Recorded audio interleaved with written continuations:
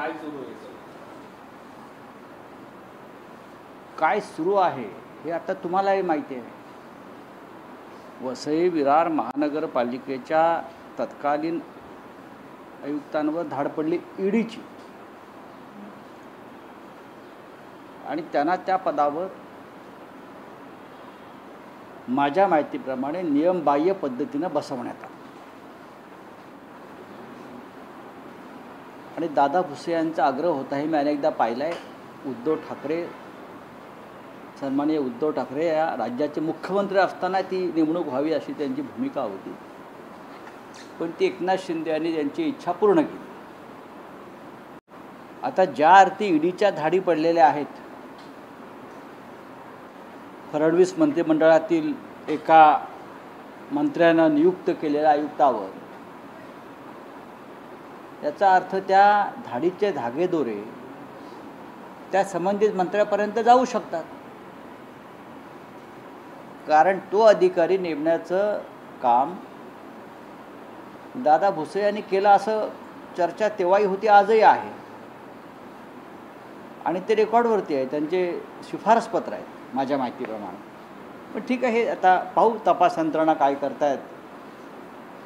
की नवीन जो एक कायदा महाराष्ट्रामध्ये आलेला आहे, फडणवीस ॲक्ट, की समज द्या आणि सोडून द्या. जसं काल काही मंत्र्यांना समज दिली आणि सोडून दिला, नवीन फडणवीस ॲक्ट आला आहे महाराष्ट्रात. बाकी सगळे जे असतात त्यांच्यावर कायदेशीर कारवाई होईल. जनसुरक्षा कायद्याखाली त्यांना अटका होतील, भ्रष्टाचार विरोधी कायद्याखाली अटका होतील, इतर होईल. पण मंत्रिमंडळातले जे अपराधी आहेत, माणिक कोकाटे असतील, शिरसाट असतील, संजय राठोड असतील, बरं अन्य कोणी असतील, ज्यांची जागा बाहेर असायला पाहिजे ते तुरुंगात आहेत, ज्यांची जागा तुरुंगात असायला पाहिजे ते मंत्रिमंडळात आहेत. याचं कारण महाराष्ट्रात जो फडणवीस ॲक्ट लागू आहे, आधी वॉशिंग मशीन मग फडणवीस ॲक्ट, की समज द्यायची आणि माफ करायचं. शिंदेच्या भोवती फास आवळला जातो, या निमित्ताने नावं समोर येत आहेत. ते शिंदेच्या कुटुंबाच्या निगडीत किंवा शिंदेच्या मंत्र्यांच्या नक्की तसं दिसतं या क्षणी, पण त्याच्यावरती या क्षणी मत व्यक्त करणे योग्य नाही. कारण हे सगळं दबावाचं राजकारण किंवा ब्लॅकमेलिंगचं राजकारण असतं. आता बरेचसे जे लोक आता अटक केले आहेत, मग अमित साळुंके असेल झारखंडमध्ये घोटाळ्यातला, किंवा अन्य आहेत. आता हे काल पडलेली धाड आहे वसई विरारच्या आयुक्तांवर, हे सगळं पाहता जे मिंदे गटाची लोक आहेत त्यांना हा कोणीतरी इशारा देत आहे, याद राखा फार हालचाल करावी. सगळ्या फायली टेबलावरती आहेत, पण त्या टेबलावरच्या फायली पोलिसांकडे केव्हा जाणार हे पाहावं लागेल. माणिकराव कोकाटे 20 ते 22 मिनिटं रमी खेळत होते सभागृहामध्ये बसून, असा अहवाल आल्याचा दावा केला जातोय. विधिमंडळाच्या चौकशीचा अहवाल आहे, म्हणजे नुसतं काही सेकंड नाही, मात्र 22 मिनिटं जे आहेत ते पत्ते खेळत. अशा अहवालांना फडणवीस किती किंमत देतात किंवा विधानसभेचे अध्यक्ष किती किंमत देतात, हा प्रश्न तुम्ही त्यांना विचारायला हवा. अंदाज समितीचे अध्यक्ष अर्जुन खोत यांच्या पियेला धुळ्यामध्ये त्यांच्या खोलीमध्ये 1.5 कोटी 80 लाख रुपये सापडले. त्याच्या आधी 10 कोटी रुपये धुळ्यातल्या ठेकेदाराने जमा करून जालन्याला पाठवले. कोणासाठी पाठवले त्याचीसुद्धा एक चौकशी आणि ATS वगैरे नेमलं. काय झालं पुढे? देवेंद्र फडणवीस हे घोषणा करतात कारवाईच्या, ATS स्थापन करतात. पुढे काय होत आहे? अंदाज समितीचा अध्यक्ष हा लाचखोर आहे, हे उघड झालं आहे. त्याला वाचवताय तुम्ही. विधिमंडळाचे अध्यक्ष वाचवतात विधानसभेचे, आताही तेच आहे.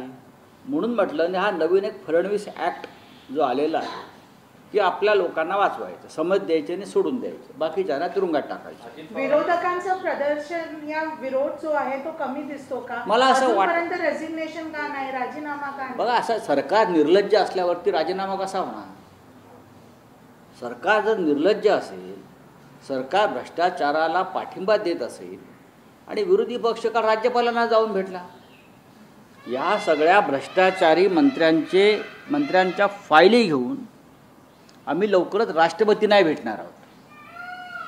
कारण राज्यपाल जर कारवाई करत नसतील, राज्याचे मुख्यमंत्री भ्रष्टाचारांना पाठिंबा देत असतील, तर आमच्यासमोर दुसरा आहे की आम्ही राष्ट्रपतींच्या कानावर त्यांना भेटून पुढल्या काही आठवडाभरामध्ये त्यांची वेळ घेऊ आणि त्यांना भेटू.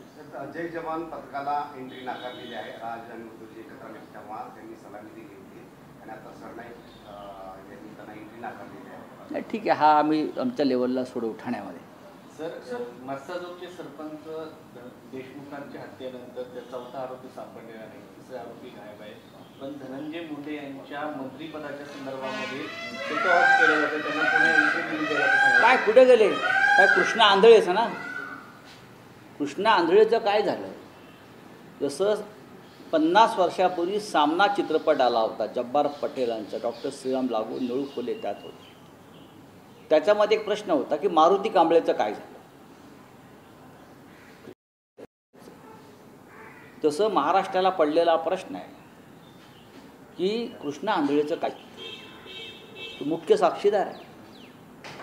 त्याला कुठे गायब केलं, त्याला मारलं, त्याची हत्या झाली, काय कळू द्या ना. इतकं सक्षम पोलीस दल आहे देवेंद्र फडणवीस यांचं. कृष्णा आंधळेचं काय झालं हा प्रश्नाचं उत्तर आम्हाला हवं आहे. बोला ना. पंतप्रधान नरेंद्र मोदी यांनी काल भाषणाला उत्तर दिलं ऑपरेशन सिंदूर संदर्भात, आणि त्यांनी म्हटलं की जगातील कोणत्याही मोठ्या नेत्याने याच्यामध्ये हस्तक्षेप केला. बघा, नरेंद्र मोदी यांचं कालचं भाषण हे देवेंद्र फडणवीस यांच्या शब्दात सांगायचं तर रुदाली होतं.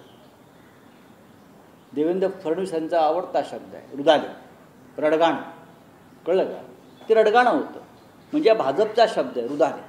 महाराष्ट्रामध्ये देवेंद्र फडणवीस यांनी प्रचलित केलेला शब्द आहे हा. त्यांच्या गुरुच्या बाबतीत पक्का बसतोय, रुदाली. रुदाली भाषणं कोणाची झाली काल विधिमंडळ पार्लमेंटला? तुम्ही भाषण ऐका राहुल गांधींचं, प्रियांका गांधींचं. राज्यसभेत मल्लिकार्जुन खरग्यांनी जे मुद्दे मांडले त्याच्यावरती उत्तर आहे का? त्याच्यावरती अजिबात उत्तर नाही आहे. कोणत्याही प्रश्नानं, विरोधी पक्षानं विचारलेल्या कोणत्याही प्रश्नाचं उत्तर ना रक्षामंत्र्यांकडे आहे, ना प्रधानमंत्र्यांकडे आहे आणि ना गृहमंत्र्यांकडे आहे. खोटं बोलतात. 1950 साली सरदार पटेलांचं निधन झालं आहे आणि हे सरदार पटेलांचे 1960 सालचे आठवण किस्सा सांगतायत मिस्टर गृहमंत्री आपले. 1960 में सरदार पटेल. अरे बाबा, 1950 साली सरदार पटेलांचं निधन झालं. हा इतिहास त्यांचा. यांचा इतिहासाशी काय संबंधच नाही. मोदींच्या भाषणानंतर पण ट्रम्पने हे पहा, प्रेसिडेंट ट्रम्पचं नाव घेतलं नाही, चीनचं नाव घेतलं नाही. ज्या पाकिस्तानला भारताविरुद्ध युद्ध लढण्यासाठी चीननं सगळ्यात जास्त सहकार्य आणि मदत केलं, त्यांचं नेटवर्क वापरलं, त्यांचा बेस वापरला, त्यांची शस्त्र वापरली, त्यांची विमानं वापरली, त्या चीनचं नाव घ्यायला मोदी घाबरले हो. आणि प्रेसिडेंट ट्रम्प मोदी असं म्हणत होते माझ्यावरती कोणाचाही दबाव आला नाही, माझ्या कोणाशी चर्चा नाही. काल मोदींचं भाषण संपल्यावरती परत ट्रम्प म्हणाले मी युद्ध थांबवलं. प्रेसिडेंट ट्रम्पचं नाव घ्यायला या सरकारची का फाटते हातभर तेच मला कळत नाही. हातभर फाटते हा शब्द अंडरलाईन आहे, कापायचा नाही. महाराष्ट्रामध्ये लाडकी बहीण योजनेमध्ये 4,800 कोटीचा घोटाळा झाल्याचं सांगण्यात. नाही, सांगण्यात काय ते. सुप्रिया सुळे यांनी पुराव्यासह हा मुद्दा मांडला आहे. सन्माननीय खासदार सुप्रियाताई सुळे यांनी अत्यंत तळमळीनं, पोटतिडकीनं हा 4,800 कोटीचा घोटाळा की लाडक्या बहिणींच्या नावावरती पुरुषांनी घेतले पैसे घेतले ना. आता ह्याच्यावरती काय कारवाई करणार देवेंद्र फडणवीस? काय ह्यांनाही फडणवीस ॲक्ट लावणार? विसरून जा. हां, समज द्या आणि विसरून जा, हाच ॲक्ट लावणार ना तुम्ही. सर, राज्याची ज्या प्रकाराने स्थिती आहे त्या संदर्भात आपण बघितलं तर काल अजित पवार यांचं स्नेहभोजन झालं. त्याच्यानंतर त्यात उपमुख्यमंत्री एकनाथ शिंदे वगळता सेनेचे एकही मंत्री उपस्थित नव्हते. तर ताळमेल नाहीये. किती वेळा सांगायचं? बघा, मी वारंवार सांगतोय, एक दिवस देवेंद्र फडणवीस यांच्या समोर कॅबिनेट बैठकीमध्ये गँगवॉर होणार आहे. मी जे सांगतो ते कालांतराने खरं ठरतं, हा तुमचा अनुभव असेल. आणि आत्ता जी धुसफूस आणि खतखत सुरू आहे त्याचा स्फोट होणार आहे. चलिए बोलिए. अदानी यांना धारावीतली 600 एकर जागा दिली गेली कळते आणि MIDCतली जागा फायदेशीर भावात दिली जाणार आहे. काय वाटतं? काय वाटणार? दुर्दैव आहे महाराष्ट्राचं. देवेंद्र फडणवीस, नरेंद्र मोदी, जो देशाचा पंतप्रधान गौतम अडाणीच्या व्यापारासाठी पाकिस्तान बरोबरचं युद्ध थांबवू शकतो, प्रेसिडेंट ड्रम्सची डील करतो आणि पाकिस्तानचा बरोबरचं दहशतवादाविरुद्धचं युद्ध थांबवतो, त्या देशामध्ये अडाणीला अख्खा देश जरी दिला नावावर करून तरी आश्चर्य वाटणार नाही.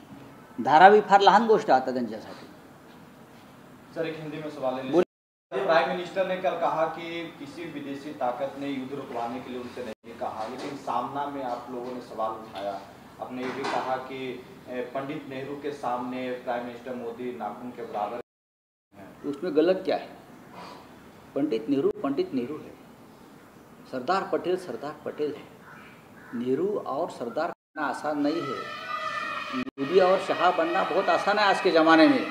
EVM हैक किया, हाँ, वोटर लिस्ट में घोटाला किया, तो मोदी और शाह बन सकते हो, तुरंत बन सकते हो. आप अडानी और उद्योगपति हो, पैसा है तो आप बन सकते हो. पटेल बनना, इंदिरा गांधी बनना, राजीव गांधी बनना, नरसिंह राव बनना और मनमोहन सिंह बनना भी है. मैं इतना ही कहता हूँ. और क्या है, कल का भाषण सुना आपने, सब सुन लीजिए. मोदी जी ने ट्रंप का नाम तक नहीं लिया, मोदी जी ने चाइना का नाम तक नहीं लिया. मोदी जी का भाषण खत्म हो गया और वहाँ फिर एक बार ट्रंप ने कहा कि मैंने वहाँ रुकवाया. ये डरपोक सरकार है और सरकार की लीडरशिप डरपोक लोगों के हाथ में है. ये बोलने में मैं नहीं डर रहा हूँ. चाहे मुझे जेल में डालिए और कुछ करिए, मैं नहीं डर रहा हूँ. बोले हिंदी का खत्म हो गया. हाँ, कल यूएस प्रेसिडेंट ने बोला है कि 20 से 25% टैरिफ देना पड़ेगा इंडिया को.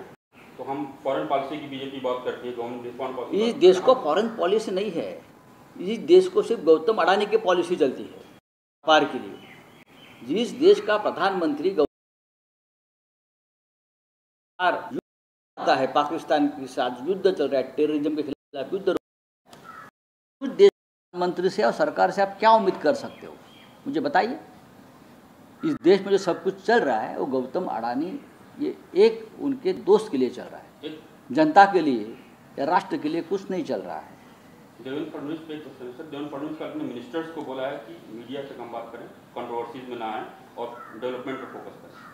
देखिए, देवेंद्र फडणवीस क्या बोला है मुझे मालूम नहीं, लेकिन उनके कैबिनेट में 10 अपराधी ऐसे हैं, 4 हैंड ट्रैप में फंसे हुए मंत्री हैं और 4 घोटालेबाज ऐसे मंत्री हैं जिसके पूरे एविडेंस हमने दिए हैं.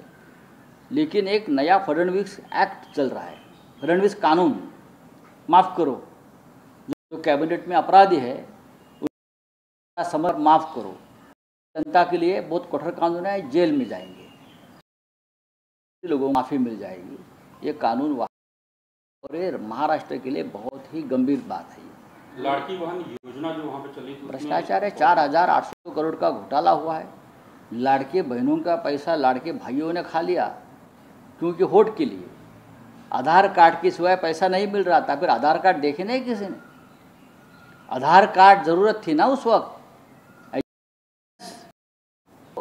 ये जो जेंट्स थे, भाई थे सब, लाखों, उसने अपना आधार कार्ड तो दिया होगा, तब पैसा उनके खाते में जमा हो गया. तो कौन जिम्मेदार है? सरकार. सर एक और सवाल है. सर, सुप्रिया सुले ने पार्लियामेंट में उन्होंने अपने भाषण में कहा कि प्राइम मिनिस्टर नरेंद्र मोदी ने विदेश जाने वाले प्रतिनिधिमंडलों को करने विश्वास की बड़प्पन.